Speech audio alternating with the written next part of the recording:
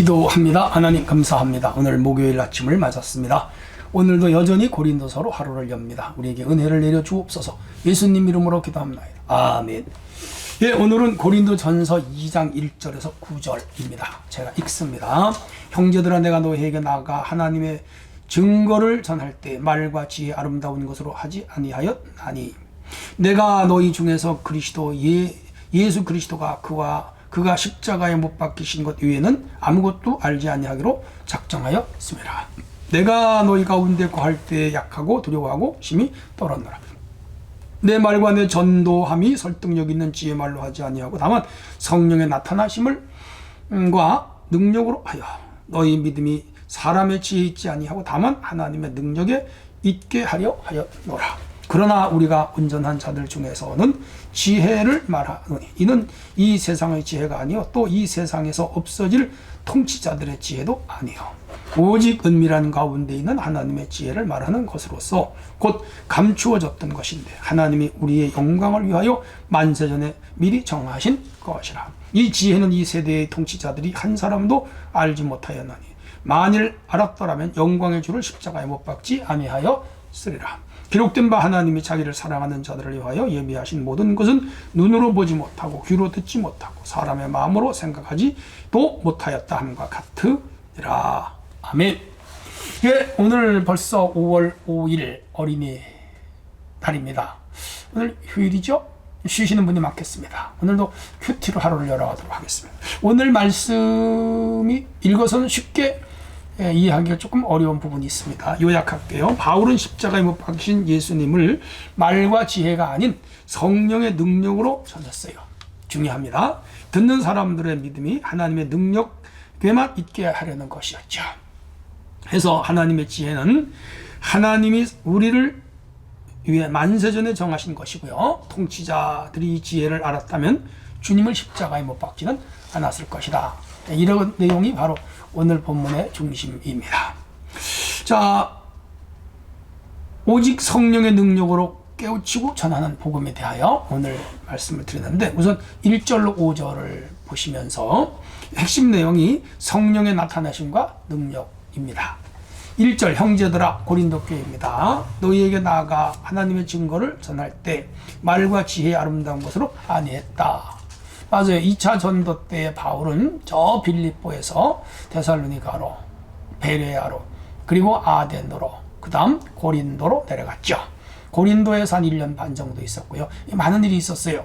그런데 거기서는 바울은 철학도 있었고 언변도 있었고 능력도 있었지만은 그런 여러 가지 수식어를 동원하여 혹은 세상 방법을 동원하여 전도하지 아니하고 그는 오직 성령의 능력을 의지하고 했어요. 그랬더니 성령의 강한 역사, 나타남이라고 말하는데 이건 구약적 개념으로는 현현이고 신약적 개념으로는 에피판이라고 말해요. 에피판, 성령의 에피판이 중요한 개념, 신학 용어입니다. 2절에 내가 너희 중에 그리스도와 그가 십자가에 못 박히신 것 외에는 아무것도 알지로 아니하기로 작정했다. 예수님 십자가, 예수님 부활, 그거 외에는 아무것도 자랑하지 않았다. 그가 뭐 수사학도 공부했고요, 율법도 공부했고요, 그 당시 많은 정치, 외교 또 이런 거 다 그는 배웠지만은 그런 것들을 동원하여 말씀을 전하지 아니하고 오직 십자가 부활만 증거했습니다. 아주 복음의 진수지요. 엑기스, 야 진떼이를 전한 겁니다. 근데 거기에 십자가의 능력이 나타났고요, 성령의 역사가 나타났어요. 놀랍죠? 저도 설교하는 사람입니다만 여러 서적을 참고하기도 하고 또 문장을 또 쓰고 또 쓰고 바꾸고 또 해서 전합니다만은 사실 그거보다는 성경 한정 펴놓고 읽으면서 성령의 역사와 나타남을 원하면서 증거하는 것이 더 능력이 있는 것 같은데 설교학을 배운 사람으로서 그렇게 할 수도 없고 그냥 지금처럼 전합니다만은 바울이 그리워요. 바울처럼 그냥 하나님의 말씀 있는 그대로 전하고 성령의 역사와 나타남을 기대하는 그런 목회가 진짜 목회가 아닐까 그렇게 생각도 해봅니다. 아무튼 바울은 그렇게 했어요.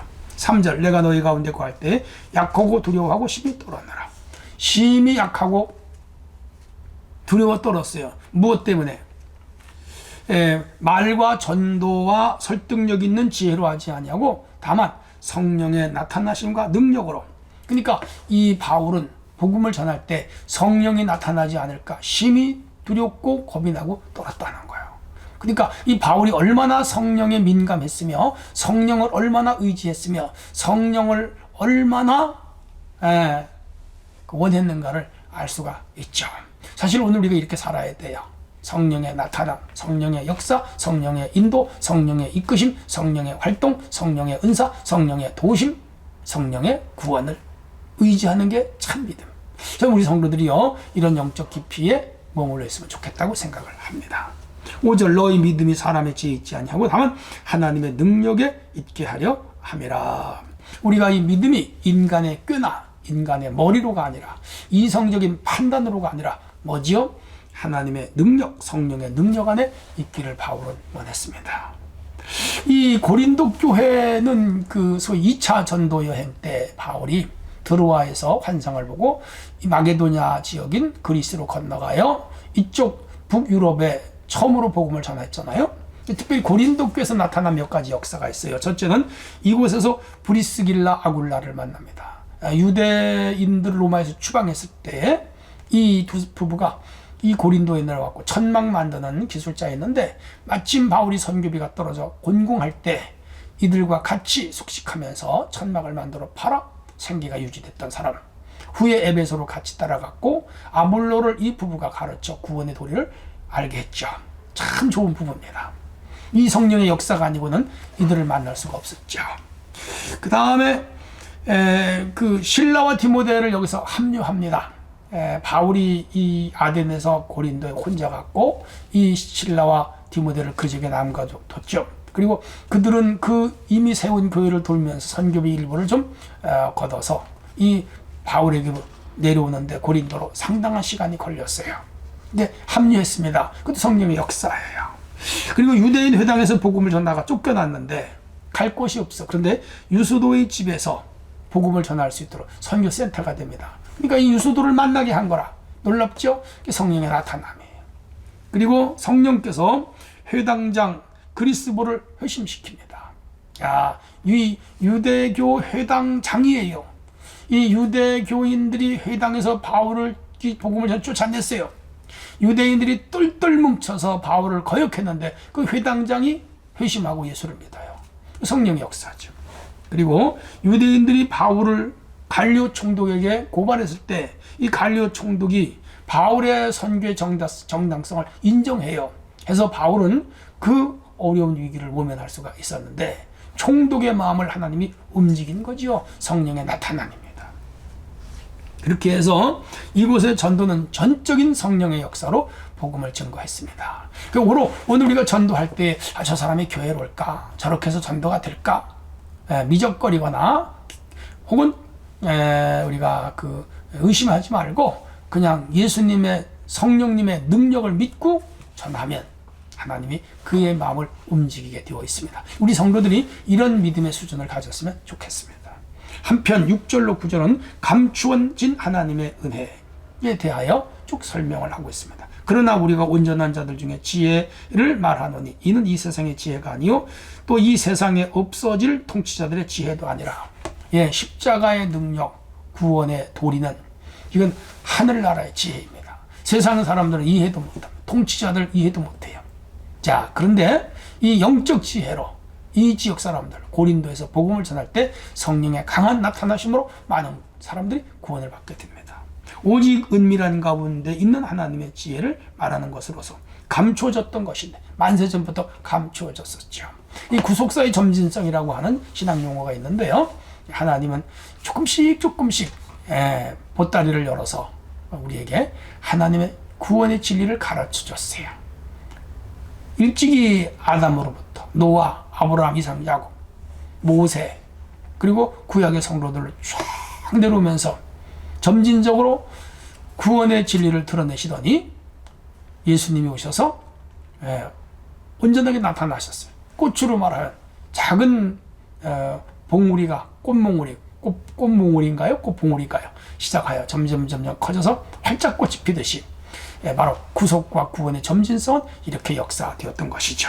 그래서 만세전에 하나님 미리 정하신 이 복음이 예수 그리스도를 통하여 드러났고 바울을 통하여 증거되고 있고, 고린도에까지 복음이 증거됐고, 우리 한국에까지 복음이 증거됐고, 아니 여러분과 저가 구원을 받은 거라. 하나님의 은혜예요. 엄청난 은혜이죠. 이 지혜는 이 세대의 통치자들이 한 사람도 알지 못하였나니 만일 알았더라면 영광의 주를 십자가에 못 박지 아니하였으리라. 맞아요.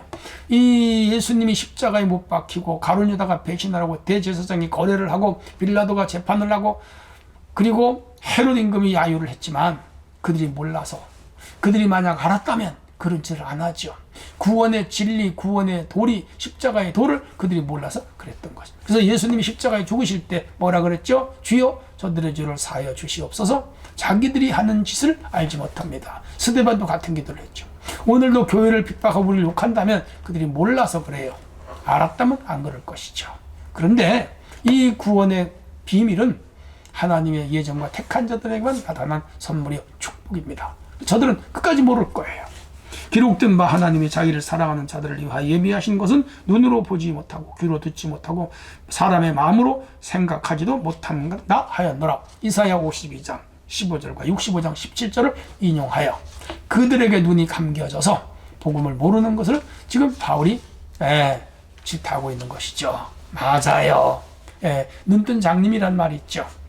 오늘 참 내가 그걸 왜 못 봤지? 그런 경우도 있습니다. 이들은 눈이 가리워져서 못 보는 거. 왜? 이건 구원론 예정론으로 들어가면 하나님의 선택이 없었기 때문에 그런 거예요. 오늘 우리가 예수 그리스도를 믿고 십자가의 도를 믿고 십자가 능력을 믿는 것은, 그리고 구원의 확신을 갖는 것은 그냥 은혜예요. 그래서 우리는 영원한 생명을 얻게 된 것입니다. 주여 오늘 하루도 주님 안에 복되게 사는 우리 모두가 되게 하옵소서. 예수님 이름으로 기도합니다. 아멘.